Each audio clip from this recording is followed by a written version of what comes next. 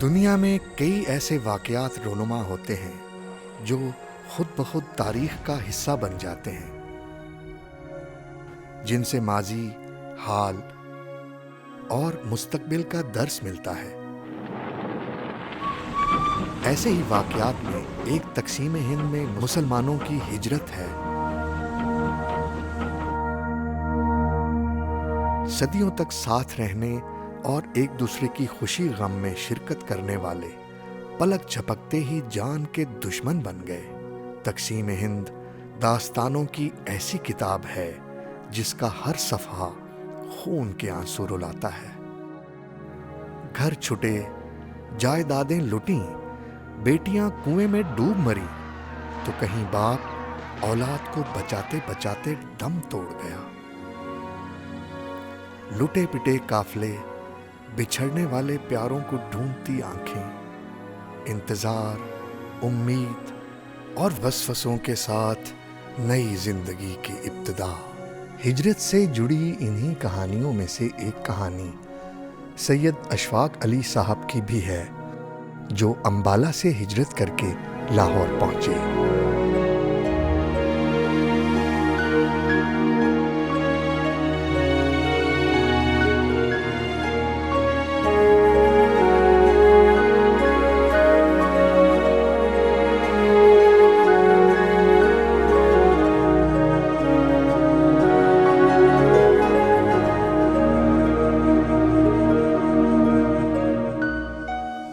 میرا نام تو ہے جی اشفاق علی، اور میرے والد صاحب کا نام تھا سید حامد علی، اور جناب میرے نانا کا نام بھی تھا سید غلام شبیر۔ وہ شاہباد کے رہنے والے تھے۔ شاہباد ایک بڑا اچھا قصبہ تھا، وہاں کے مسلمان بہت تگڑے تھے۔ میری ایج ہی اس وقت تھی 13-14 سال ہوگی۔ مسلم ہائی اسکول امبالہ شہر۔ تو ادھر ہندوؤں کو والد صاحب نے کہا تھا کہ بھائی اب ہم پاؤں پہ کھڑے ہو گئے، تمہیں ہم کیا کہ نہیں مارنے لگے نہ، ہمیں بس ہم صرف آپ کو وارن کریں گے کہ حالات بگڑ رہے ہیں، آپ سنبھال لیں، نہیں سنبھالتے تو ہم سنبھالیں گے اور آپ کی گائیڈنس میں ہم چلیں گے، لیکن اگر آپ ہمارے ساتھ ہی بددیانتی کرو گے تو پہلے آپ کو قتل کریں گے، بعد میں ادھر منہ کریں گے۔ تو اس سے بھی وہ چالو ہو گئے تھے، لیکن ایسا کوئی واقعہ ہونے نہیں دیا انہوں نے۔ ماشاءاللہ سب ٹھیک ٹھاک رہا، اور ہر رپورٹ ہمیں ملتی تھی نئی دہلی سے۔ ہمارے ایک خالو تھے سید غلام حسنین، وہ رپورٹیں بھیجا کرتے تھے ویکلی ابا کے پاس، تو اس کی صورتحال کو دیکھ کر کے پھر میٹنگ وغیرہ کیا کرتے تھے۔ دیکھو جی، میں تو تھا اس وقت چھوٹی عمر کو، کچھ زیادہ میری عمر نہیں تھی، قد ہو گیا تھا ویسے لمبا، لیکن وہ قد بھی اتنا لمبا نہیں تھا، کہ بس مطلب کہ جیسے محلے داری میں ہوتا نا، گلی ڈنڈا کھیل رہے ہیں تو گلی ڈنڈا ہی چلتا رہے گا، یا پھر وہ پٹھو ایک چلتا تھا، گیند سے مارتے تھے 6-7 وہ اس کی سٹوریاں بنا کے، اور پھر بھاگ کے ہاتھ لگاتے تھے، تو وہ ایک سکور کر لیا جی ہم نے، اس قسم کا۔ ہمارے جو دادا تھے وہ مالیر کوٹلا تھی، یہ 3 ریاستیں پاس پاس تھیں، نابا، مالیر کوٹلا اور ایک جیند اور ایک پٹیالہ۔ پٹیالہ بھی ریاست تھی۔ یہ اچھے اسٹرانگ لوگ تھے اور کھاتے پیتے لوگ تھے، لیکن تھے ڈرپوک۔ آبا و اجداد جو ہیں وہ امبالے کے وہاں باسی تھے، وہاں کے مطلب جیسے کہ مکانات تھے، یا ضرورت کے تحت وہ کام دے رہے تھے، ہمیں کوئی ڈیفیکلٹی نہیں تھی۔ البتہ یہ جو تھا نا تعصب، یہ جتنا اس زمانے میں ہم نے سکھوں میں اور ہندوؤں میں دیکھا، اور کسی نیشن میں نہیں۔ عیسائی قطعاً عیسائی نہیں تھا، وہ کہتے تھے جی ہم آپ کے ساتھ ہیں کیونکہ ہمارے جو وہ جنہیں ہم مانتے ہیں وہ تو حضرت عیسیٰ کو مانتے تھے نا، یہ حضرت عیسیٰ کو ہم بھی مانتے ہیں، تو اس واسطے یہ لنکس مفید ثابت ہو رہے تھے ہمارے لیے، گورنمنٹ میں بھی اور ویسے ابھی ادروائز. لیکن یہ خوف ہر وقت طاری رہتا تھا کہ اللہ خیر رکھے، اللہ خیر رکھے، کوئی ایسی خبر نہ آ جائے. اب پٹیالہ سر پہ تھا، وہ تھی سکھ ریاست، وہاں کے جو حکمران تھے وہ تھے پٹھان. ان کے ابا کا چونکہ انتقال ہو گیا تھا خان صاحب کے، تو ان کو اس کی جگہ بطور نواب صاحب مقرر کیا تھا گورنمنٹ نے. گورنر صاحب انہیں یہ خوشخبری سنانے کے لیے آئے تھے مالر کوٹلا میں، اور بہت اچھا فنکشن اس وقت کیا. اور ہندوؤں نے نہیں بلکہ صرف سکھوں نے یہ بات کہی کہ اسی جی تواڈے نال ہیں مسلمانوں دے، لیکن ساڈے تے رحم کرنا، کیونکہ ہن اسی اس جوگے نہیں رہے کہ کچھ قربانیاں دئیے تے یہ کریے تے وہ کریے. جو تسی کر سکتے ہو وہ سانو دسو، وہ کریں گے. نہیں کریں گے، جو سزا تسی دو گے انہوں نے میں دلاواں گا. والد صاحب کہنے لگے میں خود کھڑا ہو کے دلاواں گا. تو پھر آگے کون بولتا جی، بندے ہو گئے سیدھے. پھر وہ مائگریشن شروع ہوگی وہاں سے، ادھر بندے پہ بندہ چڑھا ہوا، عورتیں بھی، آدمی بھی، بچے بھی، برا حال. بانکے دہاڑے نہ کھانا ڈھنگ کا، نہ پینا ڈھنگ کا، نہ سونا ڈھنگ کا، بس جو مل گیا کھا لیا، خدا کا شکر ادا کیا. اور کچھ عرصے کے بعد پھر وہ سیٹل ہوتے چلے گئے. نواب احمد علی خان وہاں کے نئے نواب بنے تھے اپنے باپ کے مرنے پر، اور یہ ان کے بڑے بیٹے تھے. تو رواج کے مطابق تو بڑے بیٹے ہی کو نوابی ملتی ہے، یا راجہ بنانا ہو تو وہ بھی وہیں سے ملتا. اور مسلمان بیچارے کے پاس تو کچھ تھا ہی نہیں، لیکن یہ تھا کہ وہ سپورٹر تھے مسلمان. ان کی سپورٹ جو تھی وہ طاقت کم نہیں تھی، اور کبھی انہوں نے گلہ نہیں کرا، کبھی یہ نہیں کہا جی ہمارا نقصان ہو گیا پیسوں کا یا فلانا کا ڈھکا، اور ہم یہ سوچتے کہ تو ہمیں یعنی کچھ حاصل کرنا چاہتے ہیں. انہوں نے کہا جی یہ بات سن لیں، خدا شاہد ہے، خدا گواہ ہوگا اس دن، ہم آپ سے ایک پیسہ لینے کو تیار نہیں. آپ ہمیں گائیڈ کریں، اگر اس میں ہم کمزور ہوں تو ہمیں پارٹی سے نکال دیں. یہاں تک انہوں نے آفر کیا، میں نے سنی ان کانوں سے. پھر میں ابا سے بھی ڈسکشن کیا، نانا صاحب سے بھی، وہ شہباد میں تھے، اور دادا صاحب ہمارے رہے ہیں مالر کوٹلا شروع دن سے. کیونکہ نواز صاحب نے کہا دیکھو میر صاحب آپ سے دوستی کی ہے، ہاتھ ملایا، آپ پہلے مر جاؤ، آپ جانیں آپ کا خدا جانے، میں مر جاؤں میں جانوں میرا خدا جانے. یہ تو ایک علیحدہ بات ہے. میں نے اب مسلمانوں کی اگر خدمت کر دی تو کوئی ظلم نہیں کرا. یہ آپ نے اگر کسی سکھوں کی خدمت کر دی کوئی ظلم نہیں کیا، کرنا چاہیے، آپ کی قوم ہے وہ. تو اس طرح سے پہ ایسے ڈیولپمنٹ ہوئی.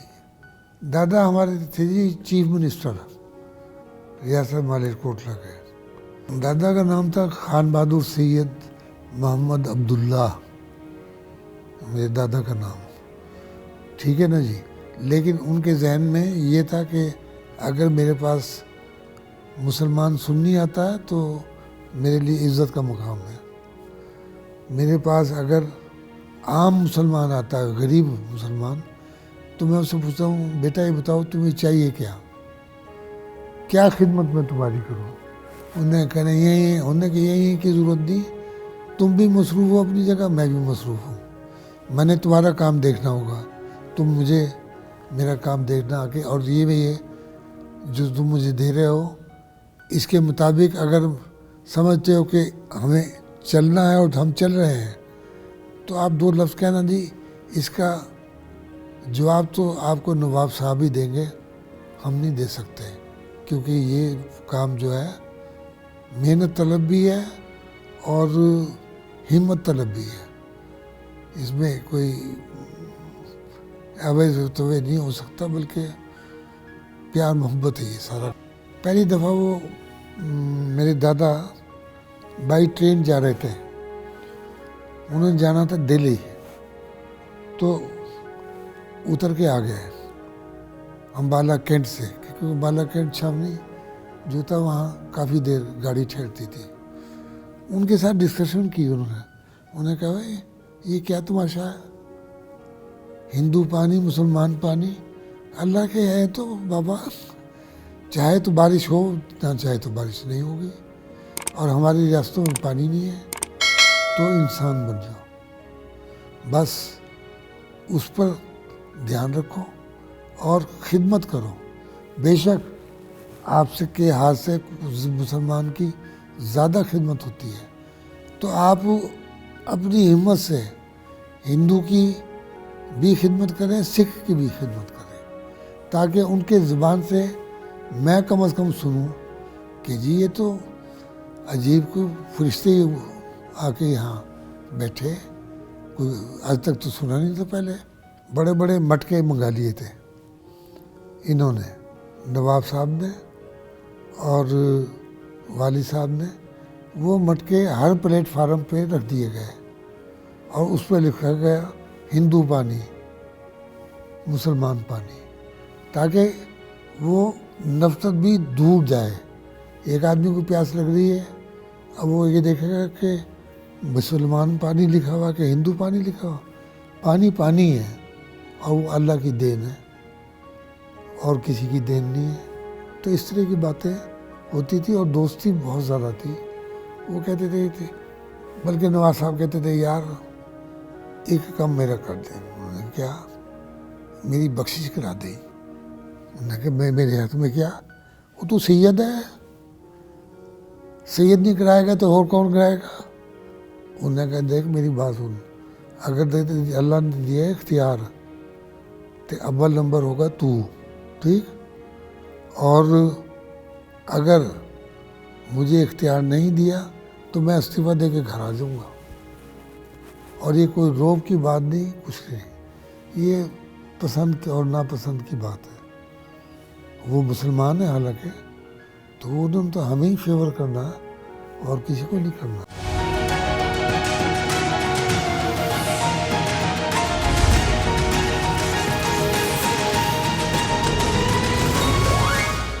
یہ پہلا نعرہ ہی ہوتا, بن کے رہے گا پاکستان اور مٹ کے رہے گا ہندوستان.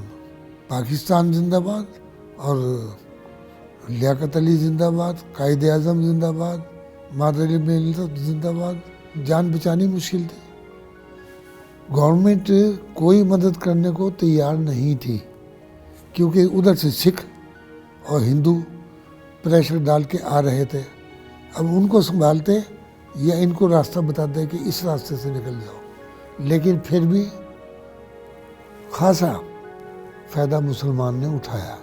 ہم نے کرایا تھا ٹرک اس لیے کرایا تھا کہ ہمارا ایک تائزاد بھائی اس وقت تھا جناب لیفٹیننٹ کرنل 47 میں, اور جو کیپٹن اور لیفٹیننٹ تھے وہ ذرا نچلی اس سطح کے تھے, لیکن ان کا آپس میں انڈرسٹینڈنگ تھی اور کوآپریشن تھی.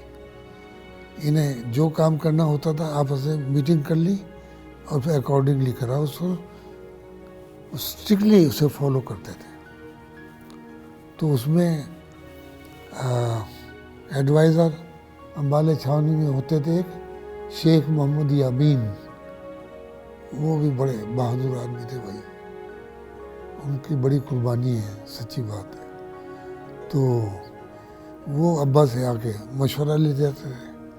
وہ کہتے تھے دیکھو بھائی کوئی کام ایسا نہیں کرنا کہ مسلمان کو نقصان پہنچے, اور کوشش کرنا کہ اگر کوئی ہندو کر بھی رہا ہے چوڑاپن تو اول تو معاف کر دو, اگر نہیں جذبات تمہارے اجازت دیتے تو پھر اللہ پر چھوڑ کے جو مرضی کرو، میری طرف سے چھٹی ہے.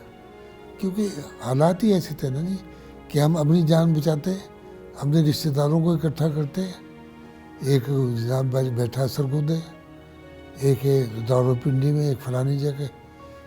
انہیں اکٹھا کرنا، ان کا ایک پروگرام طے کرنا کہ ان کو اس راستے سے لے کے جانا، ان کو اس راستے سے لے کے جانا. پھر وہاں کچھ دن کیمپ کے اندر رکھنا پنڈی میں. پھر وہ مسلم لیگ کے کیمپ میں چلے جاتے تھے. اور مسلم لیگ والوں نے واقعی خدمت کری ہے، ساتھ میں دوسرے لوگ بھی مل کے. ٹرک ہم نے، والد صاحب نہیں مان رہے تھے کہ میں ٹرک میں جاؤں گا اور یہ کوئی مخالفت کرے گا. تو انہوں نے دو چار جیسے ہوتے ہیں انہوں نے کرنا شروع کر دیا کہ جی پھر ہمیں گولیاں مار دو تو ہم تو واصل جہنم ہو جائیں گے، تو آپ جاؤ آج کلفی جا کے کھاؤ بے تکلفی میں. تو والد صاحب نے کہا کہ تو کام بڑا سیریس ہے، اس کو فوراً انہوں نے ایک میٹنگ بلائی اور کہا کہ یہ صورتحال ہے. تو اس وقت پھر انہوں نے کمیٹیاں بنا دی تھی، سب کمیٹیاں جو ہر ہفتے رپورٹ دیتے تھے.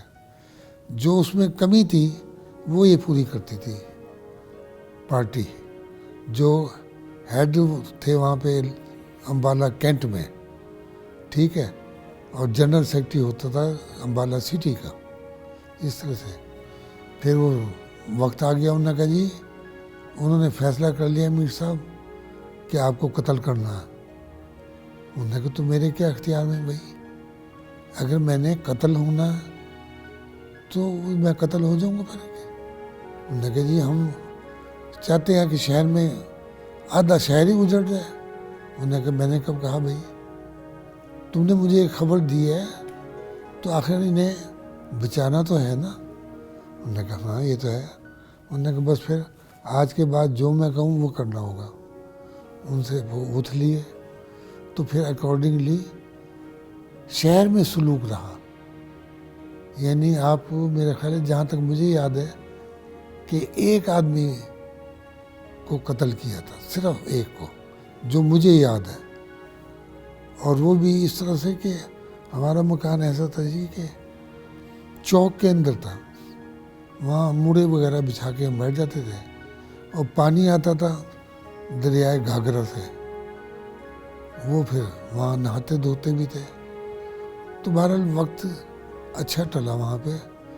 راستہ، ہاں سب سے بڑی بات یہ تھی کہ راستے میں کچھ گڑبڑ کرنا چاہتے تھے، لیکن وہاں پہ ایک ہوتے تھے میاں عبدالحی لدھیانے میں.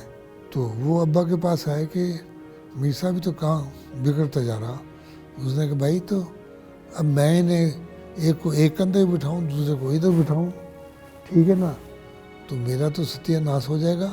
مجھے کنٹرول پہ یہاں رکھو اور آپ میرے بھیجے ہوئے آدمیوں کو انہیں وہاں کا جو کیمپ ہے وہاں داخل رکھیں اور میرے آنے تک اپنی طرف سے ایکشن نہ لیں، کیونکہ پھر سب کے منہ بن جاتے ہیں کہ جی کوئی رشتہ دار ہونا تھے، میر صاحب نے تو انہیں 4 لڈو کھلا دیے، مجھے ایک ہی دے دیا. تو اس ذہن کے بھی انہوں نے کہا نہیں مجھے تو کوئی ضرورت نہیں ہے، میں آؤں گا تو سب سے پہلے آپ کو ہی. لہٰذا انہوں نے کانٹیکٹ کیا. تو ہمیں آدھا ٹرک ملا تھا فوج کا، اس میں بیٹھ کے ہم آئے.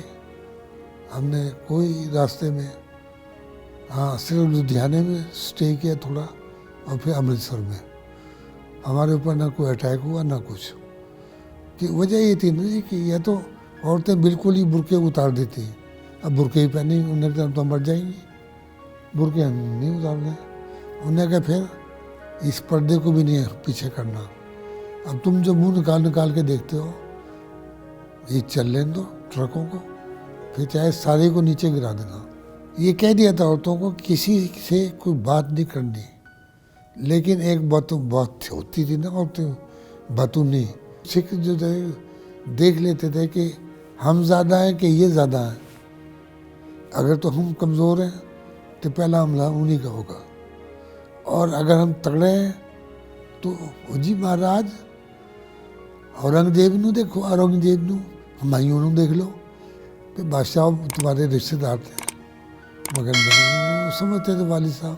انہوں نے کہا بس چلنے کی کرو، بارڈر کراس کر لو تو وہاں جا کے جو تم نے ایسی تیسی کرانی کر لینا، کھاؤ پیو، انسان بن کے رہو، کسی کے ساتھ زیادتی نہیں کرنی. کھانے پینے کا بہت بڑا مسئلہ تھا، کیونکہ وہاں پہ سڑک کے اوپر تو لگائی نہیں تھے نے کوئی بہت زیادہ قسم کے کھانے وانے، وہ تو سنسان ہو گئی تھی سڑکیں تو بالکل، اور یعنی خوف طاری ہوتا تھا. تو سب دعائیں کرتے تھے کہ یا اللہ ایک دفعہ بارڈر دکھا دے. تو والد صاحب کہنے لگے ہم نے آگے جانا ہے، یہ کہو کہ یا اللہ ہمیں آگے بھیج اور ہم سے خدمت لے اسلام کی. بس دو دریا پڑتے تھے، ایک یہ دریائے راوی اور دریائے گھاگرا، اور پانی بہت تھا اس میں، تو وہ انہوں نے قتل کر کے پانی میں بہا دیے، پانی کے اندر پھینک دیتے تھے.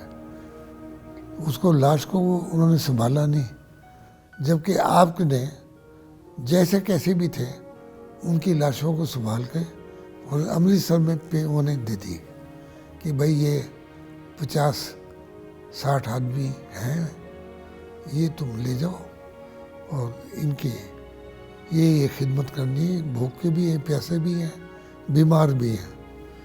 تو میر صاحب آپ کیوں نہیں آ رہے ہیں؟ انہوں نے کہا میں بھی آ رہا ہوں، اور جو میری ڈیوٹی لگی انہیں بھی تو لے کے آنا.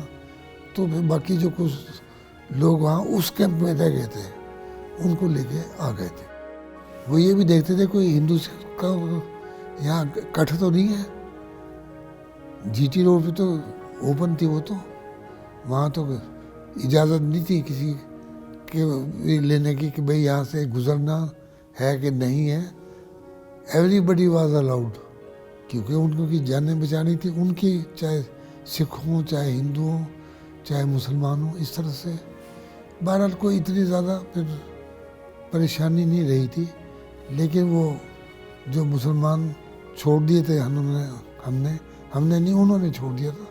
انہوں نے کچھ چیزیں خرید لی تھی، وہ پھر ہم لوگوں نے کھائی تو ایسا ہو گیا جیسے روشنی آ گئی آنکھوں میں، ورنہ تو بھوکے پیاسے اور بہت بری حالات ہو گئے. تو